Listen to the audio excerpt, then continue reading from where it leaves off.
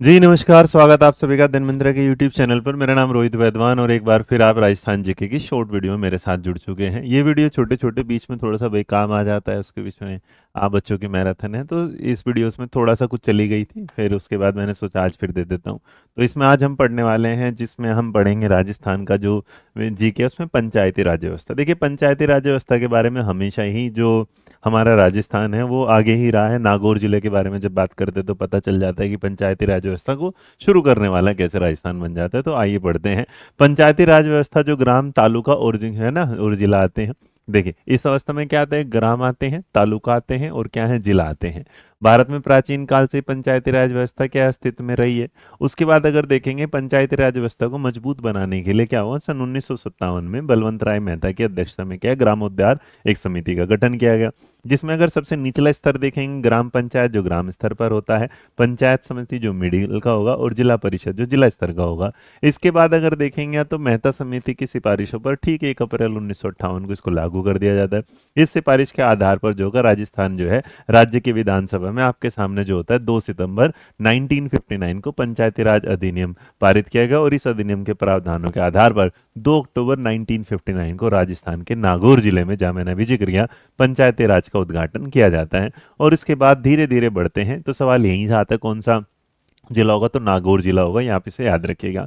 इसके बाद अगर बात करेंगे 1959 में आंध्र में, 1960 में असम में, तमिलनाडु, कर्नाटक, 1962 में अगर आप देखेंगे तो क्या, महाराष्ट्र, 1963 में अगर देखें गुजरात और 1964 में पश्चिम बंगाल में विधानसभाओं के द्वारा पंचायती राज अधिनियम पारित करके हमने पंचायती राज व्यवस्था को और आगे बढ़ाने का काम शुरू कर दिया। याद रखिए, बलवंत राय समिति जो इसे 3 लेवल पर लेके चलती है, तो वही जिला परिषद, पंचायत समिति और ग्राम पंचायत। मतलब जो ग्राम पंचायत होगा, उसके बाद अगर आप देखें पंचायत समिति और उसके बाद जिला परिषद। तो ये जब चीजें आप देख लेते हैं तो संविधान का एक अनुच्छेद जो अनुच्छेद 40 है, उसमें हम कहते हैं किसके बारे में, कि राज्यों में पंचायतों के गठन का निर्देश दिया गया है। अगर कोई पूछे कि संविधान की कौन सी अनुसूची के साथ काम करता है, तो संविधान की जो 7वीं अनुसूची है, राज्य सूची को प्रविष्ट करके 5 में ग्राम पंचायतों को शामिल करके इसके संबंध में कानून बनाने का अधिकार पारित हुआ। अशोक मेहता समिति का गठन दिसंबर 1977 में होता है। अशोक मेहता की अध्यक्षता में पंचायती राज व्यवस्था की जो कमियां हैं उसको दूर करने के कुछ कुछ क्या है, गठन किए जाते हैं। और अशोक मेहता कमेटी पूछेंगे कब आए, तो 1977, इस बात को याद रखना, 1977। और अगर पूछेंगे संविधान की कौन सी अनुसूची में आता है, तो याद रखना 7वीं अनुसूची में। उसके बाद हमारे सामने 73वां संविधान संशोधन जो बड़ा इंपॉर्टेंट हो जाता है, और उसमें हमने क्या है 1993 में कुछ प्रावधान किए कि भाई ये जो 3 स्तरीय ढांचा है, इसे आप किस तरह लेके चलेंगे। तो इसमें ग्राम पंचायत है, पंचायत समिति, मध्यवर्ती, जिसे आप मध्यवर्ती पंचायत तथा जिला पंचायत के हिसाब से देखो। तो इसका मतलब 3 स्तर का जो ढांचा है, उसमें अगर ग्राम पंचायत, पंचायत समिति या उसे मध्यवर्ती या जिला पंचायत, 3 ग्राम स्तर पर ग्राम सभा की स्थापना है। हर 5 साल में यहाँ के पंचायतों के नियमित चुनाव, जिसे आपने देखा होगा आपके गांव में गांव के प्रधान होंगे, इस तरीके से होते हैं। और उसमें क्या है, वो भी बांट दिए जाते हैं। नियमित चुनाव में क्या है, अनुसूचित जाति, अनुसूचित जनजातियों और उनकी सीटों के आधार पर, कभी सीट महिलाओं के लिए आती है, कभी पुरुषों के लिए आता है, इस आधार पर भी होता है। तो जनसंख्या के अनुपात पर सीटों का आरक्षण होता है। महिलाओं के लिए 1/3 सीटों का क्या है, आरक्षण है। ये बात हमने जानी। और आजकल अगर आप देखेंगे तो ग्राम पंचायतों में महिला उम्मीदवार ज्यादा उठ जाती हैं।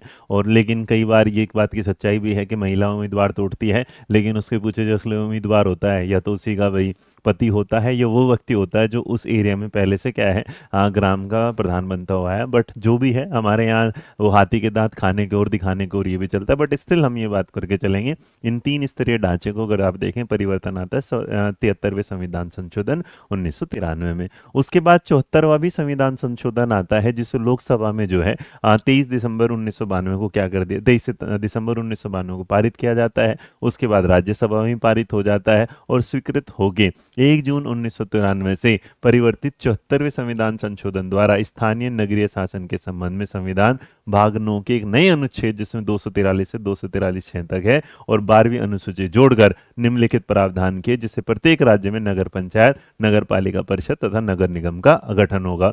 तो अगर आप देखेंगे यहाँ पर हमारे सामने तो इस बात को भी याद रखना कि कोई पूछेगा फिर नगर पंचायत का, नगर पालिका का या फिर नगर निगम, जिसे आप अगर नॉर्मली देखेंगे तो आपने एमसीडी का नाम सुना होगा, तो वो आपके सामने यहाँ पर आ जाता है जो हमने बताया। इसके अलावा ये थी हमारी ये छोटी सी वीडियो, लेकिन प्यारी वीडियो रहेगी। इस वीडियो को अच्छे से एक बार सुनिएगा दोबारा। अपने एयरपोर्ट लगाइए, आईफोन का लगाइए, एंड्रॉयड का लगाइए, नॉर्मल लगाओ, कुछ भी लगाओ, एक बार कान में सुनना। मेरी आवाज़ पसंद आए ना पसंद आए, बस इस जानकारी को पसंद करके एग्जाम में लेके जाइएगा और एक नंबर पक्का करिए। वीडियो पसंद आई तो लाइक शेयर सब्सक्राइब करने का ना भूलिएगा। मेरा नाम रोहित वैद्वान और आप मुझे सुन रहे हैं अध्ययन मंत्र पर। जय हिंद, जय भारत, नमस्कार।